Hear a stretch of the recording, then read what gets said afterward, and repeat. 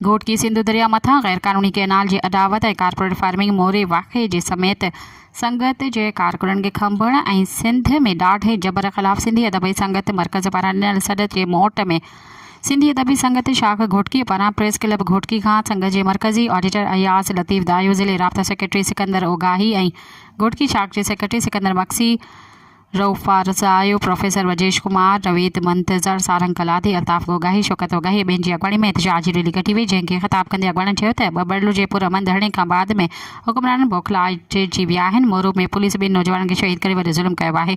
पुरअमन तहरीक खे पुरतशद्दुद बनाइण जी साज़िश कई वई आहे पर सिंध जा 7 करोड़ माण्हू हिन वक़्तु सुजाॻ थी चुका आहिनि। कंहिं बि रीति सिंध सां थींदड़ ज़्यादतियूं बर्दाश्त न कई वेंदियूं। हुन वक़्तु सिंध जा मसइला असां सभिनी जे साम्हूं आहिनि। मैदनी वसीलनि जे गैर मुनसिफ़ाणी विड़छ जे करे सिंध तारीख़ जी इंतिहाई ॾाढे जबर वारे दौर मां गुज़री रही आहे। तंहिं करे पुरअमन तहरीक खे रोकणु हुक्मराननि ऐं रियासत जे वस जी ॻाल्हि न आहे। सिंधी अदबी संगत सिंध जे बाज़ अमीर कलमकारनि ऐं दानिशरनि जी तंज़ीम आहे। कंहिं बि रीति उन्हनि ज़ुल्मनि खे बर्दाश्त न कयो वेंदो। सब्सक्राइब कयो अवामी न्यूज़ HD खे ऐं ताज़ा तरीन ख़बरुनि लाइ ॾिसंदा रहो अवामी न्यूज़ HD।